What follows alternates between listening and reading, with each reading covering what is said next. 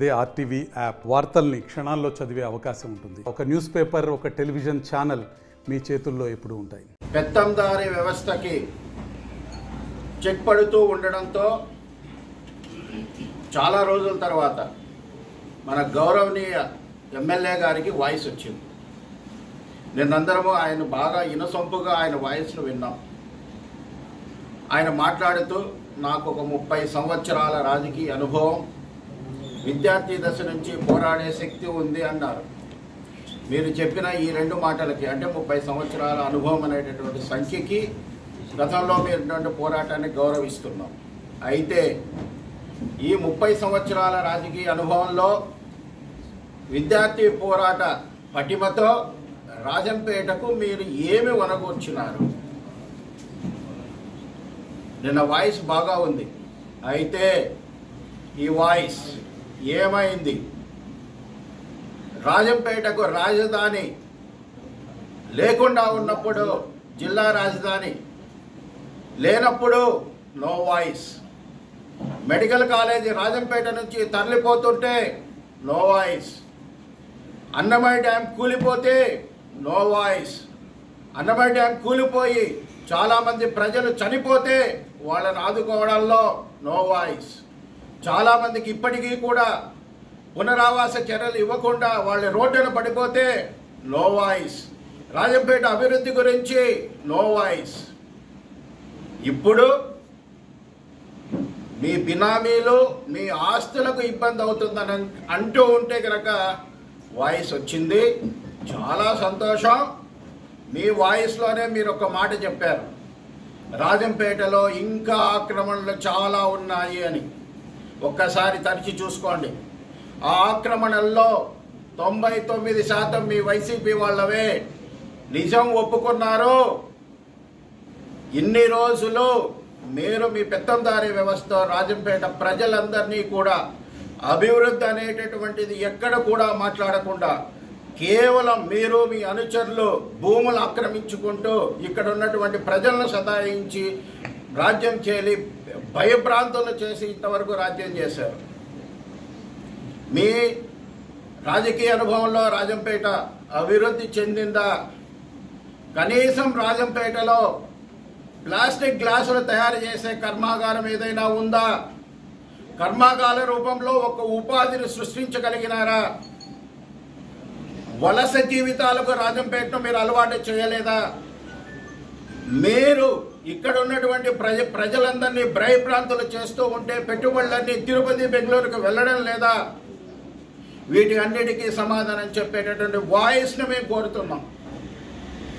నిన్న రాజంపేట ప్రజలందరూ కూడా పండగ వాతావరణంలో సంబరాలు జరుపుకుంటున్నారు. ఈ రోజుకి పెత్తందారీ వ్యవస్థ కొలిక్కి వస్తోంది. ఎప్పుడైతే రాజంపేట నుంచి పెత్తందారీ వ్యవస్థ పోతుందో ఆ రోజు రాజంపేట అభివృద్ధి చెందుతుంది. కూటమి ప్రభుత్వంలో మేము ఒకే దానికి కట్టుబడి ఉన్నాం, రాజంపేట అభివృద్ధి, రాజంపేట అభివృద్ధి, రాజంపేట అభివృద్ధి. దీనికోసం పెత్తందారీ వ్యవస్థలైనా కానీ రూపుమాపడానికి సిద్ధం. అందులో ఎవరైనా కానీ ఖాళీ దహనం కావాల్సిందే తప్ప ఎవరిని కూడా ఉపేక్షించే ప్రసక్తి లేదు. వైసీపీ నాయకుల ద్వారా ఇప్పటికైనా కానీ మేము హెచ్చరిస్తున్నాం, ఖబర్దార్. మీరు తెలుగుదేశం పార్టీని అస్థిరపరిచే విధంగా రాజకీయ వ్యభిచార నాయకులందరూ కూడా చేసేటటువంటి కుట్రలన్నీ కూడా భగ్నమైనాయి. తెలుగుదేశం పార్టీ ఏకదాటిగా ఉంది, రాజంపేట అభివృద్ధి కోసం కష్టపడుతుంది.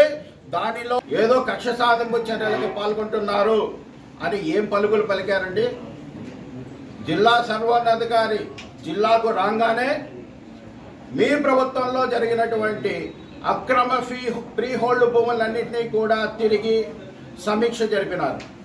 అంటే ప్రభుత్వ భూములను ప్రైవేటు పరం చేసేటటువంటి ప్రక్రియ, ఫ్రీ హోల్డ్ భూములను తిరిగి నిబంధనల ప్రకారం జరిగినాయా లేదా అని ఆఫీసుల్లో కూర్చోబెట్టి చేస్తే 55% భూములను మీరు అధికారుల చేత అక్రమంగా ఫ్రీ హోల్డ్ చేయించుకున్నటువంటి బండారం బయటపడింది.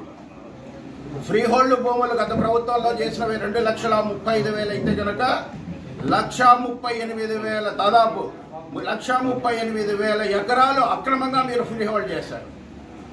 జిల్లా అధికారి మీ అక్రమాలను బయటపడితే మీకు సహించడం లేదు. అలాగే మీ అక్రమాలను అడ్డుకుంటే కనుక మీకు అది సహించదు. అందుకని అధికారుల గురించి మాట్లాడేటటువంటి పరిస్థితి చూస్తే కనుక సిగ్గుచేటుగా ఉంటుంది. కాబట్టి మరొక విషయం కూడా, అధికారులను దూషిస్తూనే మరొకసారి దళితులను మళ్ళా ముందర పెట్టుకున్నారు. రాజంపేటలో మీ చరిత్ర తెలిసినటువంటి ఎవరికైనా వైసీపీ నాయకుల చరిత్ర తెలిసినట్లయితే కనుక మీరు దళితులను అడ్డపెట్టుకొని ప్రతి కార్యము చక్కదిద్దుకుంటారు. మీరు దళితులకు పట్టినటువంటి గ్రహణం, దళితుల అభివృద్ధిని అడ్డుకునేటటువంటి వాళ్ళు, మీరు వాళ్ళను బినామీలుగా చేసుకొని వాళ్ళను ప్రలోభ పెట్టి వాళ్ళని అడ్డం పెట్టి మిగతా వాళ్ళందరినీ ఇబ్బందులు పెట్టేటటువంటి పరిస్థితి మీది. కాబట్టి ఈ రాజంపేట ప్రజలు ఎవరు కూడా మీరు ఏదో దళితులకు ఇబ్బంది అయినటువంటి అంశం ఎక్కడా రాలేదు. అక్కడ సామాన్య దళితులు ఎవరూ లేరు. కేవలం నీ బినామీలు, నీ డ్రైవర్లు, నీ ఇంటి మనుషులు మాత్రమే ఉన్నారు. వాళ్లకు భూమి కూడా నువ్వు ఇవ్వాల. వాళ్ళ పేరిట తీసుకున్నటువంటి భూమిని తిరిగి వేరే వాళ్ళకు అమ్మడం, అగ్రవర్ణాల వాళ్ళకు అమ్మడంతో అగ్రవర్ణాల వాళ్ళు ఆ బిల్డింగ్ కట్టినారనేటువంటిది ప్రజలందరికీ తెలుసు. దాని గురించి వేరే సాక్ష్యాలు అవసరం లేదు, వేరే ప్రూఫ్లు కూడా అవసరం లేదు. మీరు దళితుల ముసుగులో ఏ విధంగా ఇబ్బందులు పెడుతున్నారనేది రాజంపేట ప్రజలందరికీ తెలుసు. మీరు మరిన్ని వీడియోస్ కోసం ఛానల్ ని సబ్స్క్రైబ్ చేయండి. లేటెస్ట్ అప్డేట్స్ కోసం వాట్సాప్ ఛానల్ ని ఫాలో చేయండి. అండ్ లింక్ డిస్క్రిప్షన్ లో ఉంది.